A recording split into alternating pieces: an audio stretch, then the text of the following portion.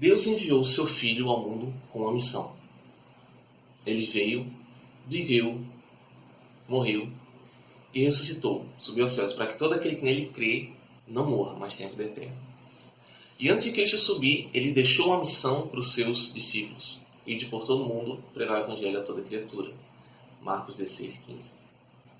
E neste mês de campanha de missões estaduais, eu queria refletir com os irmãos na vida daquele que foi um dos maiores, se não o maior missionário da história da igreja. E por isso eu peço que os irmãos abram lá em Romanos capítulo 1, verso 1. Vamos fazer essa leitura. Nós devemos sempre dar graças a Deus por esses exemplos que nós temos na história da Bíblia, que olhando para eles nos ajudam a sermos aperfeiçoados na fé, imitando aqueles que imitaram a Cristo. E com a ajuda de Deus eu quero meditar com os irmãos no chamado, na vida e na missão do apóstolo Paulo, que foi um missionário de Deus. Então vamos ler Romanos capítulo 1, verso 1.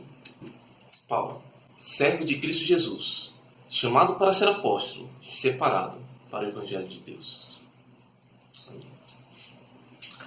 Meus irmãos, naquele tempo, quando ia se mandar uma carta, a introdução era sempre desse jeitinho.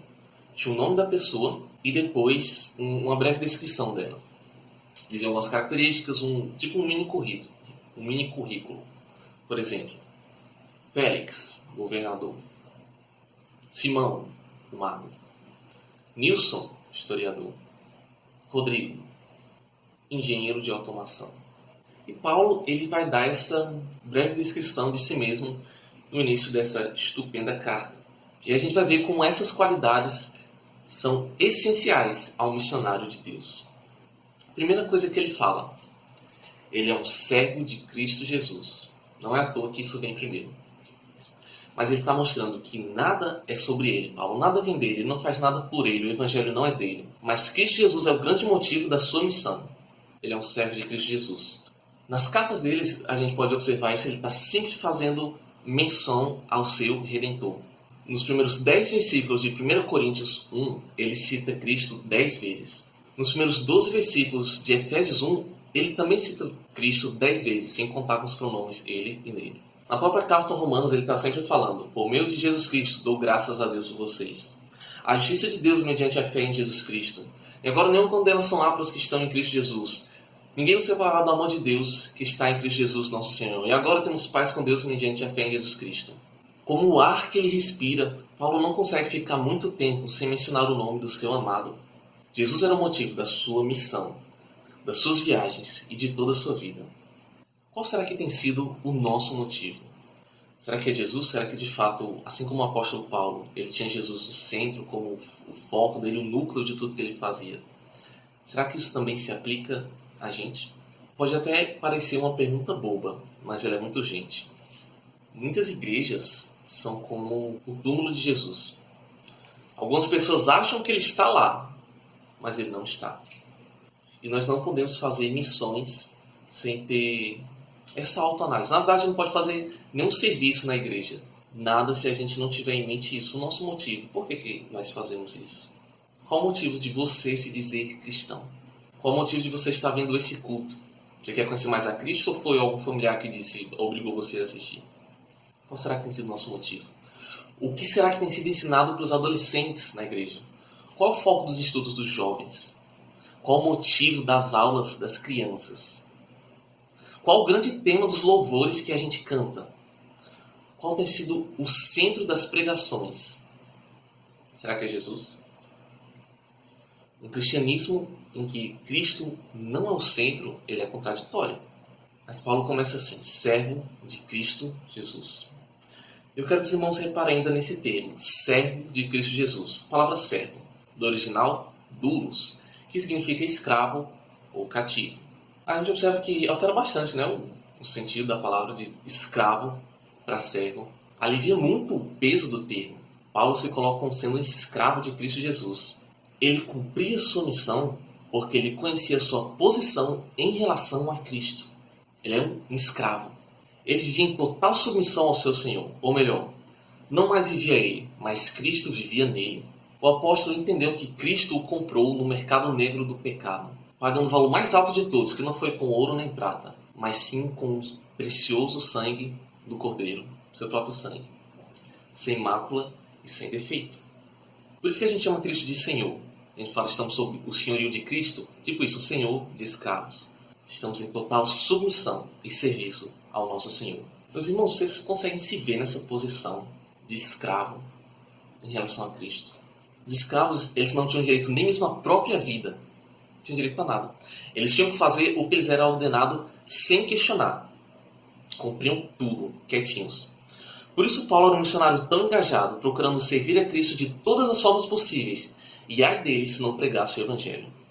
Mas alguns crentes, olhando nos dias de hoje, vivem como se fosse o contrário, como se eles fossem o Senhor e Cristo tivesse que servir a eles. Não fazem nada por Cristo, mas quer que Ele faça tudo para eles. Quer que dê um emprego, dê um carro, dê namorada, dê o noivo, o esposo, a esposa. Lá na universidade, coisa mais comum que tem. Passou o semestre todo, não vai para um intervalo bíblico.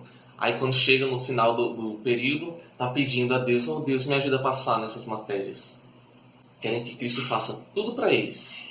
E ai de Jesus se não fizer o que eles querem. O verdadeiro crente não faz ressalvas em relação aos mandamentos de Jesus. Ele não seleciona o que ele vai obedecer. A entrega é total. Caso contrário, não houve entrega. Ele entrega todo o coração, alma e forças. Todo o seu ser. Ele não adota o pensamento mundano, meu corpo, minhas regras. Mas sim, corpo de Cristo, regras de Cristo. Se necessário for, ele vai sofrer pelo seu Senhor, como verdadeiro escravo. E ainda assim dizer, posso tudo daquele que me fortalece.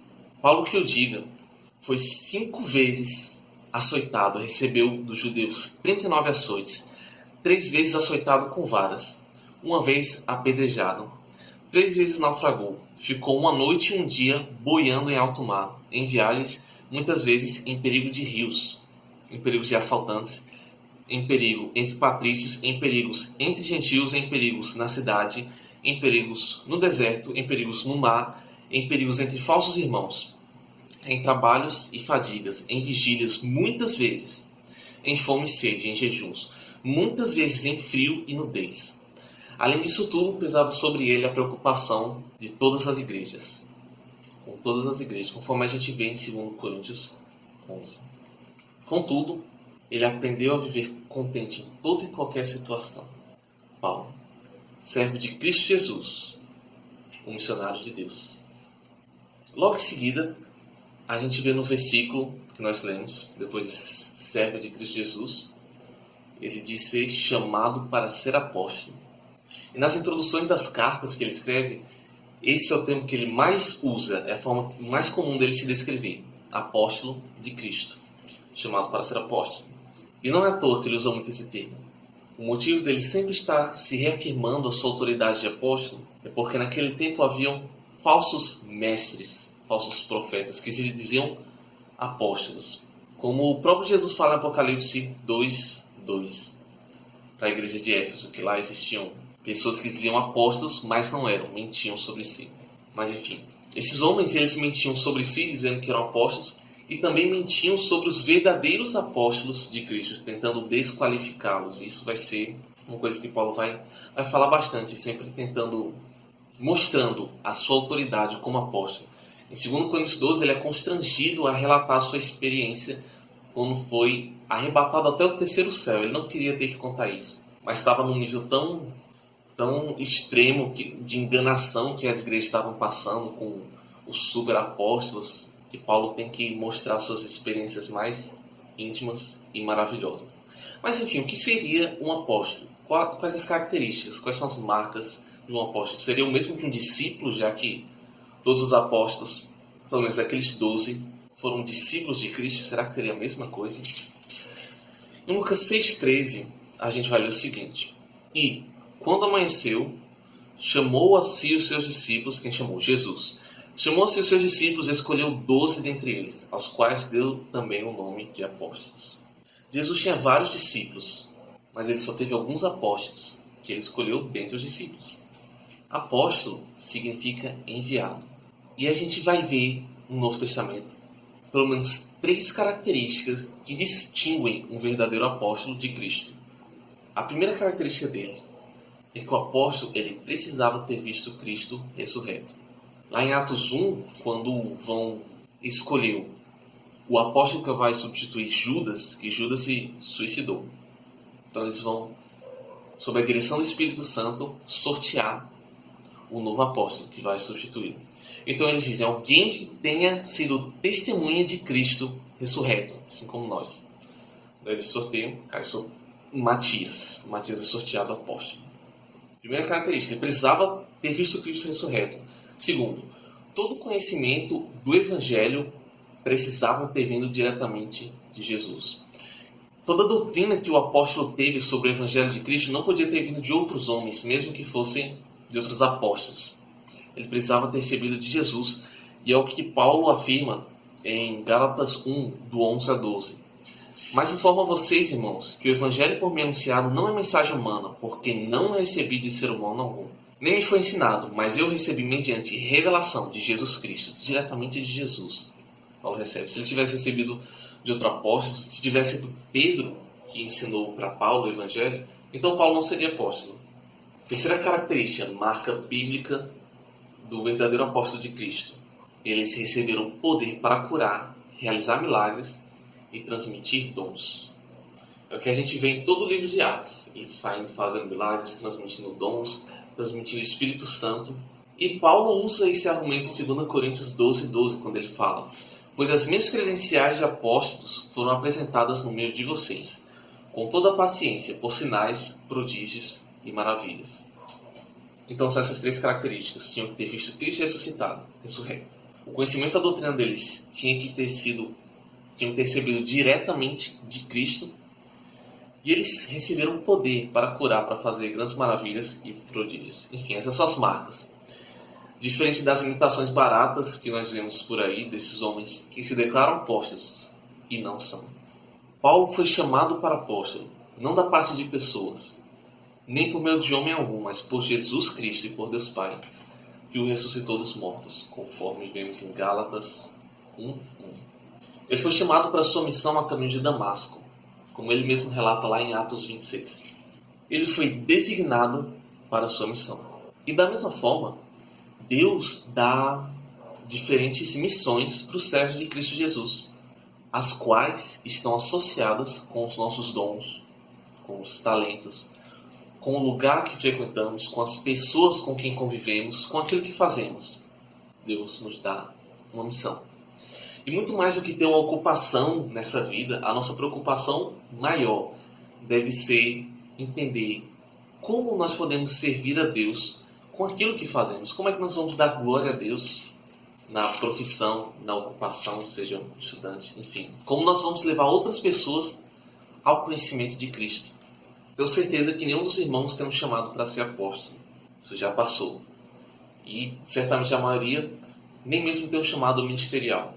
Mas nós somos chamados no sentido de ser intimados, designados ou convocados a anunciar o reino de Deus com aquilo que fazemos.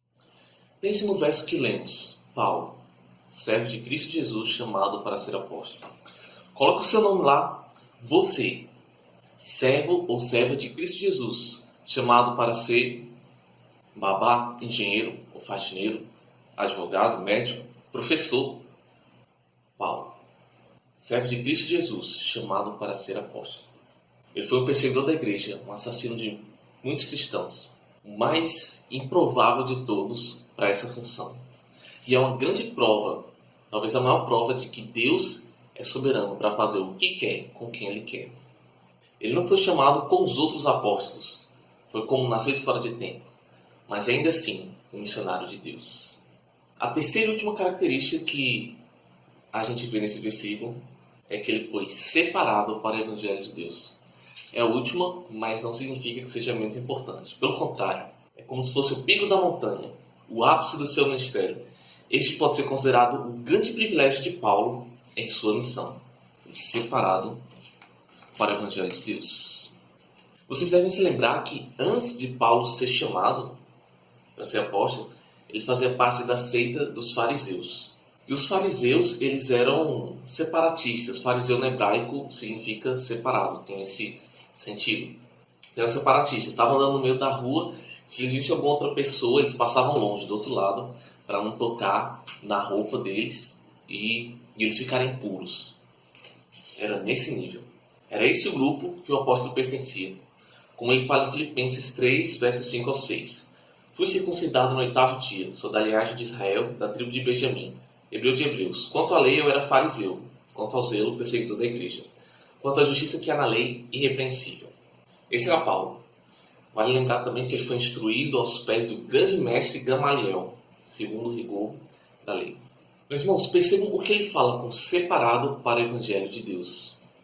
Ele não era mais um separado fariseu, mas um separado para Deus.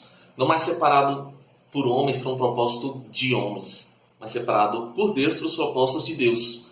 Não mais para ficar tentando ser melhor do que os outros, vivendo na carne, mas agora servindo aos outros e vivendo no Espírito. Ele foi separado por Deus desde antes dele nascer, como está em Gálatas 1,15. E meus irmãos, isso é verdade sobre todo aquele que foi regenerado por Cristo, todo aquele que nasceu de novo. Antes, só vivia para si mesmo. Pensava nas coisas terrenas, ter um emprego, uma estabilidade financeira, viver satisfazendo os seus prazeres carnais. Mas agora, o crente em Cristo é separado de todas essas coisas, considerando tudo como esterco e vivendo para o Evangelho de Deus. Lá em 1 Pedro, se eu não me engano, a palavra de Deus vai falar: sede santos, porque eu sou santo. E nós devemos lembrar que os crentes em Cristo, eles são santos, certo? Mas o que é ser santo? Normalmente, quando se fala em ser santo, se pensa em alguém sem pecados, ou naquelas imagens lá da Igreja Católica que tem os santos. É a imagem que as pessoas normalmente têm à cabeça. Mas, biblicamente, ser santo é ser exatamente isso, ser separado para um propósito específico. Os santos em Cristo são separados de uma vida de pecado, dos valores mundanos e de tudo mais que vai contra a palavra do nosso Deus. Certo? Ok. Mas ser santo não é apenas ser separado de algo, mas para algo. As pessoas ímpias que não conhecem a Cristo, elas podem sim se abster de certas práticas pecaminosas, podem ter uma boa conduta moral, mas mesmo assim elas não vão ser santas. A grande diferença é que os santos em Cristo têm uma finalidade, um propósito para serem separados, postos à parte. E qual é esse propósito? Nós somos separados para o Evangelho de Deus. E eu quero dividir esse ponto em dois. Primeiro, somos separados para viver o Evangelho de Deus. Nós somos salvos, resgatados, justificados por Cristo, vivificados no Espírito Santo. Nós estamos sendo aperfeiçoados, procurando amar a Deus de todo o nosso ser e amar o próximo como a nós mesmos. Nos alegramos com os irmãos. Vivemos em paz com Deus, aguardando e apressando a vinda do nosso Salvador. Isso é viver o Evangelho. Somos separados para viver o Evangelho. Mas a segunda parte que eu quero destacar desse ponto é que nós somos separados para pregar o Evangelho. E aqui entra a nossa missão de novo. Certa vez o pastor Evaldo disse uma frase que ficou na minha mente. Ele disse que nem todo cristão é pastor, mas todo cristão é pregador. E como eu já falei, nem todos pregaremos em um púlpito, mas poderemos pregar no escritório depois do trabalho, conversando com alguém na hora do almoço, depois da aula, ou até mesmo em uma conversa com alguém pelo WhatsApp. Pois é, nem todos são pastores, mas todos são pregadores. Que grande verdade! Vale ressaltar que o fato de sermos separados, o fato de vivermos em santidade, faz com que a nossa vida seja uma pregação, faz com que sejamos Bíblias vivas, cartas de Cristo, que serão lidas pelos descrentes através das nossas boas obras, para que, quando estes se converterem, glorifiquem ao nosso Pai que está nos céus. Separado para o Evangelho de Deus. Meus irmãos, essa foi mensagem, reflexão. Eu espero que tenha sido bênção para todos os irmãos, todos sejam edificados e também seja um encorajamento para cumprirmos a nossa missão enquanto é dia. Desejo que você permaneça firme, olhando para Cristo, mas também aprendendo com aqueles que foram poderosamente usados por Deus, como esse missionário do nosso Senhor, Paulo. Servo de Cristo Jesus, chamado para ser apóstolo, e separado para o Evangelho de Deus. Louvado seja o nome do Senhor.